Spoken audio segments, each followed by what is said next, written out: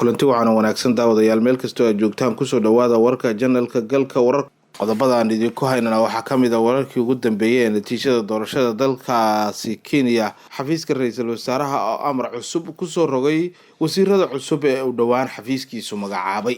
Robow iyo siyaasiyiin kale oo u dhashay Koonfur Galbeed oo fariin siyaasadeed u diray madaxweynaha Koonfur Galbeed Lafta Gareen. khasaarihii ka dhashay dibadbaxyadiisi ka dhacay Somaliland oo sare u kacay iyo waliba tirada dhimashada oo korortay. qodobadaas iyo qodobo kale oo aad u xiiso badan ayaad ku daawan doontaan barnaamijkeena galka wararka. natiijada horodhaca ee doorashada madaxweynaha ee dalkaasi Kenya ayaa muujinaysa tartan aad la isugu dhow yahay oo ay adag tahay in la saadaaliyo cidda ku guuleysan doonta kursiga madaxtinimo ee dalkaasi Kenya. natiijadani ayaa muujinaysa hal arrin taas oo ah in musharax kasta uu ku guuleysan karo kursiga doorashada ee madaxweynenimo ee dalkaasi Kenya haddii uu noqon lahaa Raila Odinga iyo haddii uu noqon lahaa William Ruto. dadka ku nool gudaha dalkaasi Kenya ayaa aad ugu jahwareersan natiijooyinka kala duwan. ma jiro weli ilaa iyo hadda musharax si buuxa loo odhan karo uu ugu guuleysan karaa kursiga madaxtinimo ee dalkaasi Kenya. tartanka ayaa waxaa xilligan aan duubayno warkan waxaa u socdaa si xawli ah iyadoo oo daqiiqad walba ay isbedelaysa natiijada ama tirinta codadka. guddiga madaxa bannaan ee doorashooyinka dalkaasi Kenya loo soo gaabiyay IEBC ayaa waxaa saaran cadaadis in uu soo saaro natiijo doorasho oo xor iyo xalaal ah maadaama doorashadii 2017 la baabi'iyay kadib khaladaad badan oo ka dhacay oo ay guddiga sameeyeen. kormeerayaasha caalamiga ah ayaa Khamiistii ka digay in dib u dhac haysta shaacinta natiijada rasmiga ah uu horseedayo in la faafiyo warar been abuur ah oo la xiriira natiijada, taasi oo hogaamin karta in dadka qaar aysan hadhow aqbalin natiijada rasmiga ah. guddiga doorashada ayaa haysta ilaa 16 Agoosto inay shaaciyaan natiijada rasmiga ah ee doorashada cidda ku guuleysato doorashada dalkaasi Kenya. afhayeenka xukuumadda Soomaaliya Farxaan Maxamed Jimcaale ayaa bixiyay go'aamo culus oo ka soo baxay xafiiska ra'iisul wasaare Xamse Cabdi Barre kuwaasi oo la xiriira ilaalinta nidaamka shaqada iyo hantida qaranka. go'aankan ayaa waxaa ka mid ah in wasiirada cusub aysan xil magacaabis samayn karin, in aysan kala bedeli karin mas'uuliyiinta hay'adaha iyo wasaaradaha ay madaxda ka yihiin ilaa inta ay waafajinayaan sharciga oo ay waliba la tashi kala sameynayaan xafiiska ra'iisul wasaaraha. afhayeenka ayaa sheegay in ujeedka laga leeyahay go'aankani uu yahay in la ilaaliyo sharciga, xuquuqda shaqaalaha iyo sinaanta shaqada maadaama lagu guda jiro xilli kala guur ah oo wasaaradaha xukuumadda ay yeesheen mas'uuliyiin cusub. inta badan wasiirada ayaa durbaba marka ay xilalka la wareegaan waxaa dhici jirtay in ay shaqada ka joojiyaan mas'uuliyiintii wasaaradda sida agaasimayaasha, taasi oo ka dhalan jirtay habacsanaan shaqo iyo waliba isqabqabsi hor leh. go'aanka ra'iisul wasaaraha ayaa u muuqda mid uu ku xakameynayo awoodaha wasiirada in ay isbedello ay ku sameeyaan wasaaradaha loo magacaabay.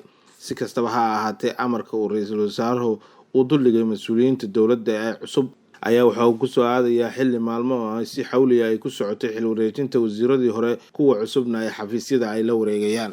kulan fariin siyaasadeed ayaa lagu qabtay magaalada Muqdisho kuwaasi ay ka soo qayb galeen siyaasiyiinta ka soo jeeda Koonfur Galbeed. kulankan ayaa waxaa ka soo qayb galay Abu Mansuur Robow iyo waliba siyaasiyiin lixaad leh. kulankaasi oo ahaa mid fariin cad loogu dirayay madaxweynaha Koonfur Galbeed Cabdicasiis Lafta Gareen.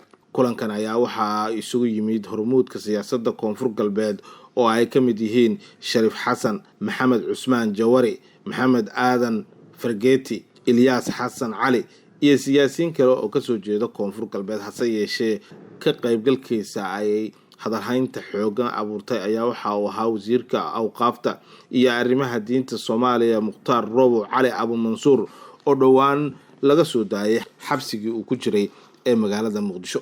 shirkan ayaa ahaa kii labaad oo ay yeeshaan siyaasiyiinta Koonfur Galbeed iyo kii ugu horeeyay ee uu ka qayb galo Sheekh Mukhtaar Robow oo xirnaa. shirkan ayaa lagu sheegay in munaasabad soo dhaweyn loogu sameeyay Robow, hase yeeshee waxa uu muuqday kulankani kulan laga leeyahay dan siyaasadeed oo fariin loogu dirayo iyo waliba cudud siyaasadeed madaxweynaha Koonfur Galbeed Cabdicasiis Lafta Gareen. doorashada dhacaysa bisha December waxaa jira tuhno ah in Laftagareen uu isku dayi doono in uu xukunka ku dhago ama uu qabto doorasho uu ku shubanayo. Laftagareen ayaa hadda dareemaya go'doon siyaasadeed waxaana uu xiriir hoose u la sameeyay dowladda Itoobiya isagoo doonaya in uu doorasho isugu caanasho mar kale magaalada Baydhabo. Wararka ka helayno warbaahinta deegaanada Koonfur Galbeed ayaa sheegaya in madaxweyne Laftagareen uu isku dayayo in uu isbahaysi la sameeyo dowladda Itoobiya sidoo kalena aan xiriir wanaagsan la lahayn fila Soomaaliya si ay ciidankeedu ugu hayaan magaalada Baydhabo. Laftagareen ayaa toddobaadkan ka soo laabtay Itoobiya oo uu sheegay inuu ku soo yeeshay shirar ku saabsan dhinaca ammaanka maadaama Al-Shabaab ay weerar ku qaadeen gudaha dalkaasi Itoobiya. Halkaad weli naga socotaan waa channelka galka wararka. Fadlan daawade haddii aad nagu cusub tahay channelka subscribe noo saar ama facebookgeena noo follow gare. Taliska ciidamada booliiska Somaliland ayaa goor dhaweyd ka hadlay dibadbixii rabshadaha watay ee ka dhacay magaalada Hargeysa iyo waliba gobolada kale ee Somaliland kuwaasi oo looga soo horjeeday madaxweyne Muuse Biixi. Taliyaha howlgelinta ciidamada booliiska Somaliland Sareeyo Guuto Ibrahim Cabdi Xaaji oo warbaahinta la hadlay ayaa sheegay in dibadbixii ka dhacay Somaliland ay ku dhinteen ugu yaraan 3 ruux oo shacab ah. Sidoo kale waxa uu sheegay in dibadbaxayaasha rabshadaha watay ay ku dhaawacmeen 89 qof kuwaasi oo kala 27 shacab ah iyo 26 askari oo ka tirsanaa ciidamada Somaliland sida uu sheegay taliska ciidanka booliiska Somaliland. Taliyaha ayaa sheegay in dibadbaxayaasha rabshadaha watay ay ciidanka ka diyaariyeen gal dacwadeedyo isla markaana ay u soo xirxireen ilaa iyo 100 qof oo warbixintooda ay u gudbiyeen maxkamadaha iyo xeer ilaalinta. Mas'uuliyadda waxaa yeelan doona kuwa mas'uuliyiinta labada xisbi ee iyagu ku kacay waxa aan ahayn nidaamka salmiga ahaa ee loogu talagalay banaanbaxa, ayuu yiri taliyaha oo la hadlayay warbaahinta. Ugu dambeyntiina waxa uu sheegay in dibadbaxyadii rabshadaha watay ay hakad geliyeen waxbarashada, hawlaha caafimaadka iyo adeegyada kale ee daruuriga ahaa ee bulshada isagoo uga digay shacabka inay mar kale ka qayb noqdaan rabshadaha noocan oo kale ah. daawadayaal intaas ayuu ku egyahay warkii aad kala socoteen channelka galka wararka. Fadlan daawade haddii aad ku cusub tahay channelka subscribe noo saar ama facebookgeena aad kala socotid warkan noo follow gare si uu dad badan u gaaro barnaamijka galka wararka.